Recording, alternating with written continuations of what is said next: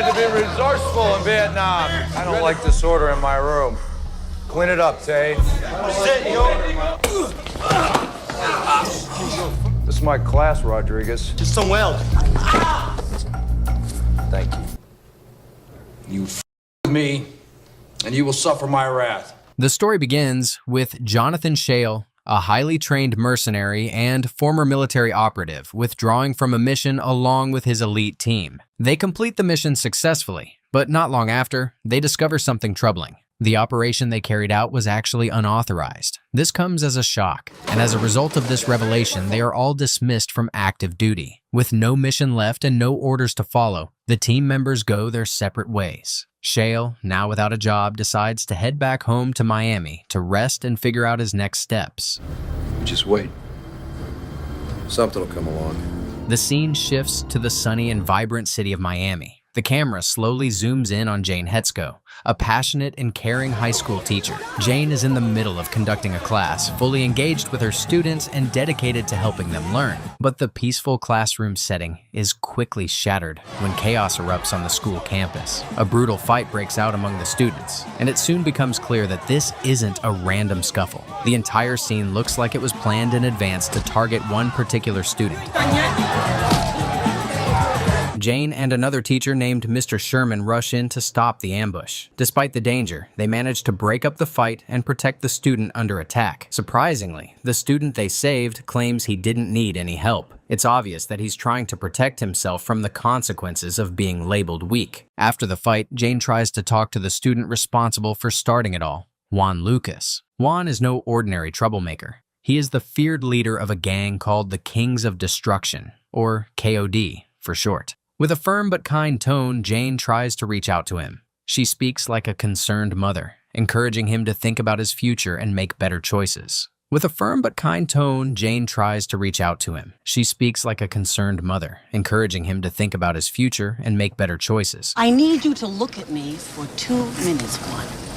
But Juan doesn't care. He looks at her with cold eyes, mocks her, and threatens her with a warning to stay out of his business. Then he walks off, making it clear that he has no intention of listening. Still shaken but determined, Jane and Mr. Sherman went straight to Principal Claude Rollet to report what happened. They urged the principal to take action against Juan and the gang, especially after Jane shares that she was directly threatened. You mean he didn't say he was going to stab me with a kitchen knife at 4:15 p.m.? No, he didn't say that. But Rollet dismisses their concerns, saying there's not enough solid proof to expel Juan. Jane becomes visibly angry and storms out of the office, telling the principal that she'll get the evidence he needs. When Jane arrives at her car after school, she finds herself surrounded by members of the KOD gang. The car's keyhole is taped shut with what looks like gum, making it difficult for her to get in. The gang members taunt and harass her, laughing and throwing insults as she struggles with her keys. Juan makes a hand sign toward her, but Jane refuses to be intimidated. She boldly throws the same sign back at him, but reversed as a form of defiance. Finally, she manages to open her car door and drives away, all while the gang continues to yell offensive comments behind her. See you later, Hans! We'll drop by the house! When Jane gets home, she is relieved to find Shale there waiting for her. She runs into his arms, both happy and comforted to see him after a long time apart. Shale explains to her that he has been discharged from his military duties. They laugh and talk about the future, wondering what he'll do now that he's no longer in service. Not long after, Shale receives a voicemail from one of his old teammates. There's a possible job offer that could help him earn some money. They meet at a strip club to talk about it. Joey, one of his trusted teammates, urges him to consider the opportunity. They introduce Shale to the client and to a competitor named John Janus. Janus will later turn out to be a dangerous man who tries to kill Shale. Shale quickly learns that the job involves guarding drug shipments and keeping them safe from rival gangs and government interference. This kind of work doesn't sit well with Shale. He's a man of principles and refuses to be part of anything illegal. We're looking for trained soldiers. We can guarantee the shipments. So what you're looking for is a crew to protect your drug shipments. He turns the job down by proving that a killer is different from a soldier by his mercilessness. Thus, Janus takes the offer instead. The following morning, Jane decides to go jogging near the beach. She doesn't know that someone from the KOD gang is waiting for her. As she runs past him, he suddenly strikes her, breaking her knee and launching a vicious attack. Thankfully, Shale is close by. He hears the commotion and runs to her rescue, managing to scare the attacker off. He quickly takes Jane to the hospital for treatment. While recovering, Jane shares her suspicions with Shale. She believes the attack was planned and likely involved someone from the school. She begs Shale to do something about her absence in school for the next couple of days and asks him to make some calls for her. Seeing how deeply hurt and scared she is, Shale promises that he won't let anything happen to her. And whoever has done this won't get away with what they've done. He left her to rest and decided to go undercover and teach in her place, determined to find out who is behind everything and bring them to justice. Shale starts preparing for his new mission. He and his team create a plan to infiltrate the school. To hide his identity and connection to Jane, he adopts a new name, James Smith. Using this alias, he submits a job application to the school and soon gets invited for an interview. How you doing, Rolanda? Great. My name's Smith. I'm her substitute. Called Willie. I'm the principal. During the interview, Principal Roll seems friendly and welcoming. He tells Mr. Smith that he will be on probation for a short period. Smith assures the principal that he will do his best to fill in for Jane. Although he appears calm and professional, Smith is focused on his hidden goal: to find the people responsible for Jane's attack and expose any corruption within the school. On his first day of teaching, Smith walks into a classroom full of disrespectful and chaotic students. The room is noisy and completely disorganized, but Smith doesn't let it shake him. Good morning, class. I will be Miss Hesco's substitute for the next few days. He calmly walks to the front of the class and starts taking attendance. As he observes the students, he begins to understand the problems within the school. Many of the students don't care about learning, and discipline is nowhere to be found. Later, in the staff lounge, Smith meets Mr. Sherman again and is introduced to the school librarian, Hannah Dillon. They have a brief but important conversation. Sherman explains how dangerous the KOD gang is and how they've taken control of the school through fear. Hannah adds that she believes the gang might be behind Jane's attack. Wanlockers? Yeah, he's the leader of the KOD. She even hints that Principal Roll may be working with the gang, although Sherman defends Roll, saying he used to be a police officer and wouldn't do such things. Despite Sherman's defense, Smith becomes suspicious of Roll. During a private talk with the principal, Smith notices some unusual things, like the expensive gold watch Rolly is wearing, which doesn't match the salary of a school principal. Their conversation becomes a quiet battle of intelligence. Each man tries to test the other, throwing out careful comments to see how the other reacts. By the end, Smith comments if Claude ain't afraid to wear that watch around here. But Claude makes his point by demonstrating how he established dominance over the students. This watch was a gift from the Junior League. Anyone trying to take this watch is going to have to take this off. Give a little demonstration. The meeting ends with Rolly hinting that power is more important than justice, which only deepens Smith's doubt. That night, Smith reconnects with his military team and outlines a new plan to secretly observe the school. They will install cameras and watch the movements of KOD members to gather real evidence. Some members of the team are hesitant at first, but eventually, most of them agree to help. The next day in class, Smith begins a lesson on the Vietnam War. As he turns his back to write on the board, a student named Tay throws a crushed soda can at him. With lightning-fast reflexes, Smith catches the can in midair and throws it back, hitting Tay right on the forehead. The students are stunned. Tay gets up, ready to fight, with his classmates cheering him on, but Smith easily defends himself. He twists Tay's arm and pins him down without using excessive force. Then, Smith walks up to another student named Rodriguez. Earlier, he had noticed Rodriguez carrying a sharp ice pick. He calmly asks him to hand it over. When Rodriguez refuses, Smith grabs his hand and twists his finger just enough to make him drop the weapon. This sends a clear message to the rest of the class. He's not a teacher to mess with. From that moment on, the classroom becomes silent. You with me, and you will suffer my wrath.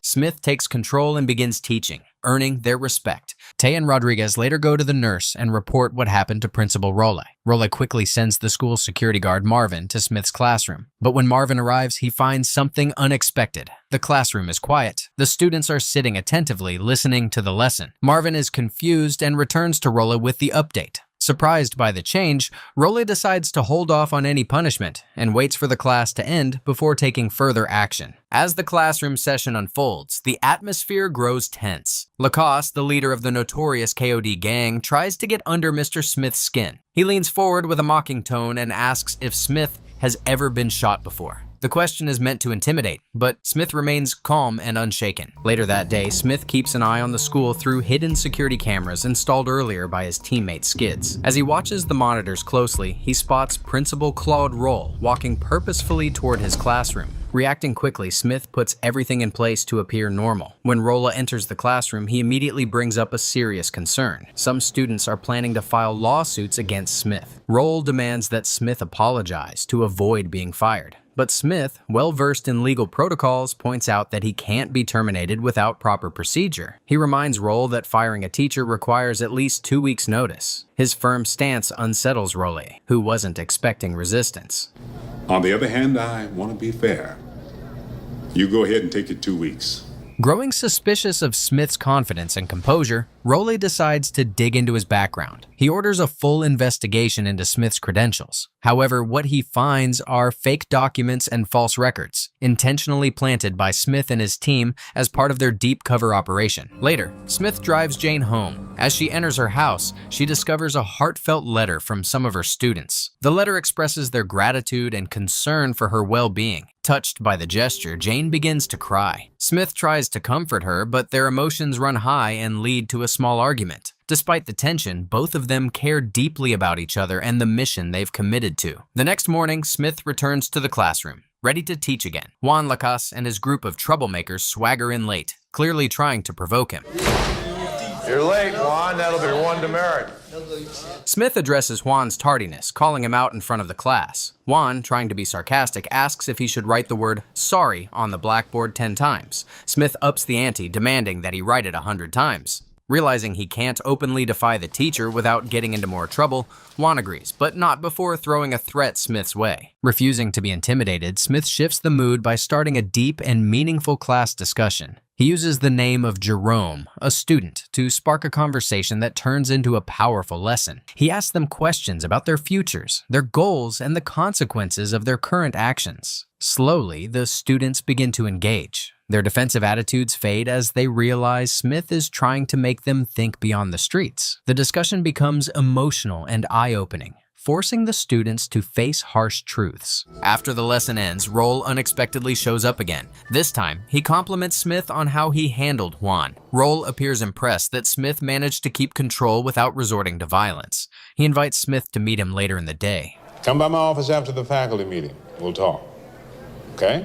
Unbeknownst to Smith, however, Rolle has other plans. That same day, he secretly meets with Juan Lacasse to arrange a hit on Smith. They believe it's time to get rid of him for good. Fortunately, Smith is already one step ahead. He watches their meeting on the surveillance cameras and prepares accordingly. As the sun sets, Smith gears up for a potential ambush. Wearing a bulletproof vest and choosing a strategic spot in the school library, he waits silently. Juan and a group of armed thugs hired by Rolle storm into the library. A violent confrontation follows. Smith fights back fiercely, using his military skills. One by one, he takes down the attackers, overpowering them and throwing their bodies out the library window. Just when it became Juan's turn to be kicked in the ass, one of the gangs retrieved Smith's gun and shot right at him. Thankful that he is saved, Juan orders him to kill the librarian and split their way. Just when the attackers had thought they had killed him and moved to the woman, Smith shows he is very much alive.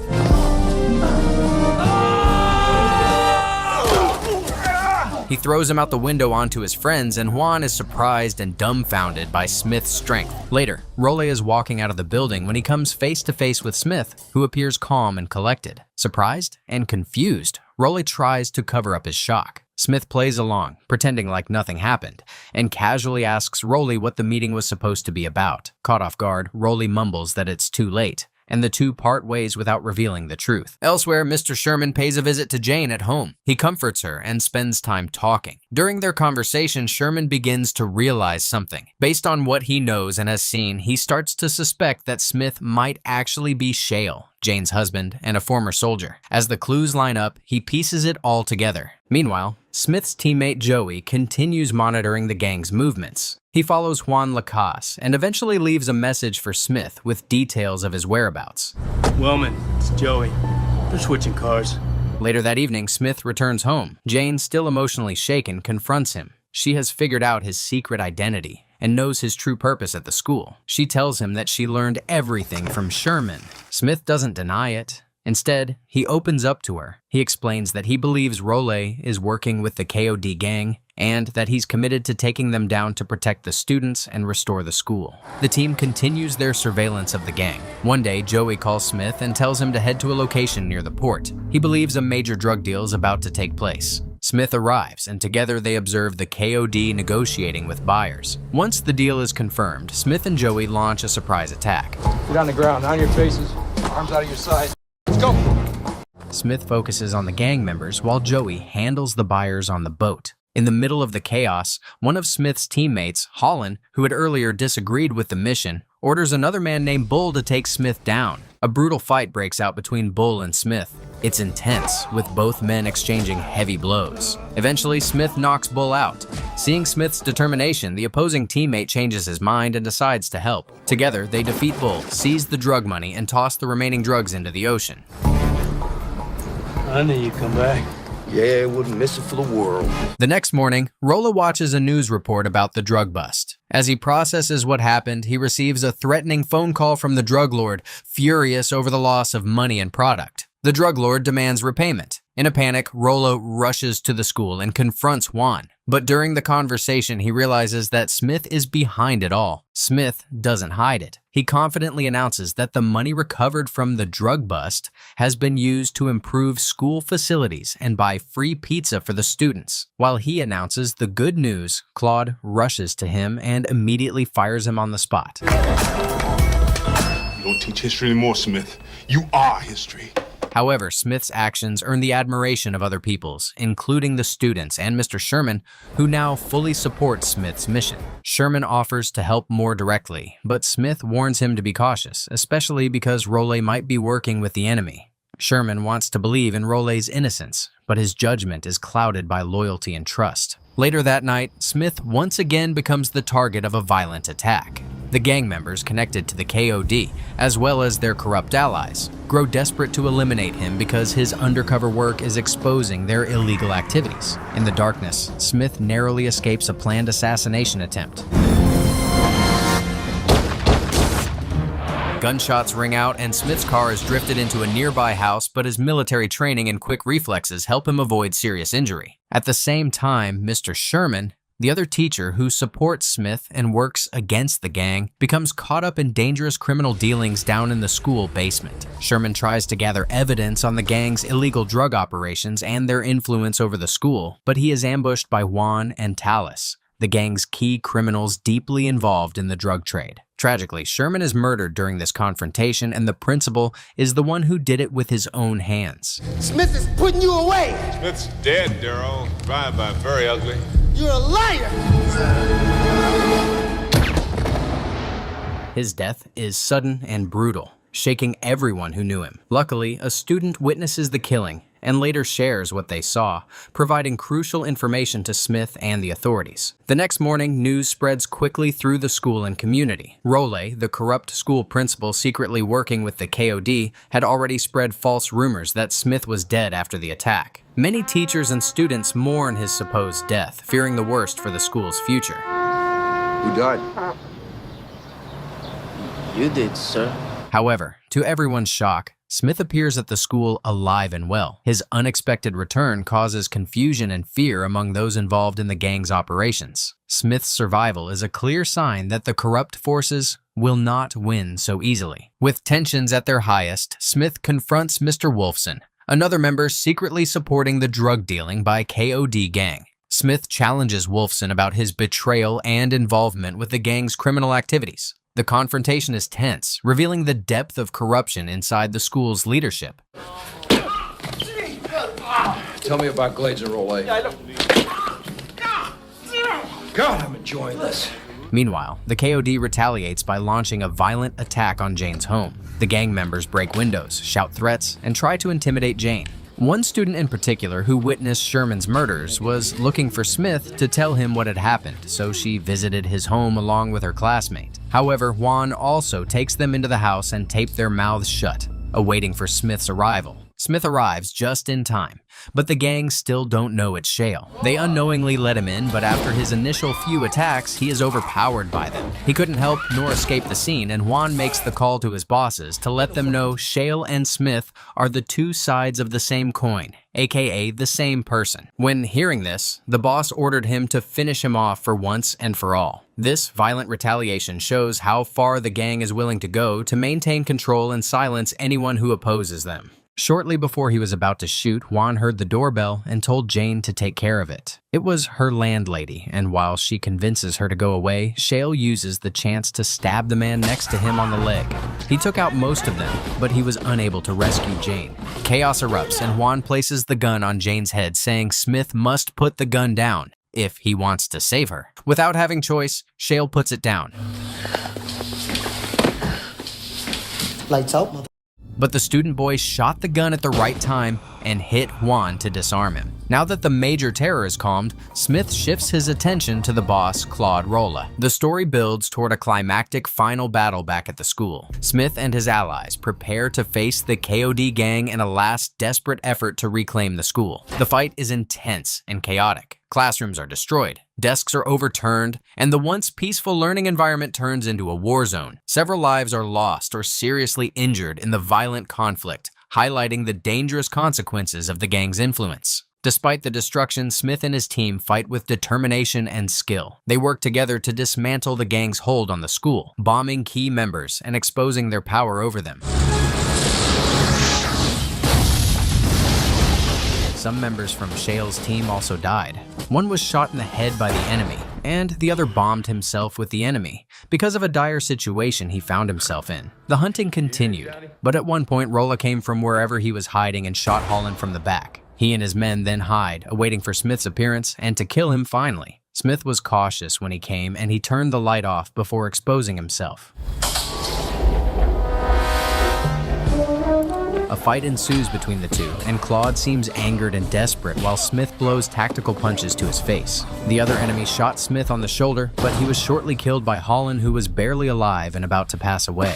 Now that the two men are 1-to-1, it's final battle. The hand-in-hand fight continued, and after much struggle, Claude took a gun and pointed at Shale, asking him why he is doing it for if it ain't for money. Shale answered him saying some things can't just be taught, and gave him the final blow that ended him right then and there. Finally, Shale came out of the school and found Joey hurt but alive. At the end of the story, only Smith and his trusted teammate Joey remain standing alive after the fierce battle. Now, with the gang broken and the corrupt leaders removed, the school begins to recover. The students and staff will now slowly regain control of their environment, returning it to a place of safety and learning.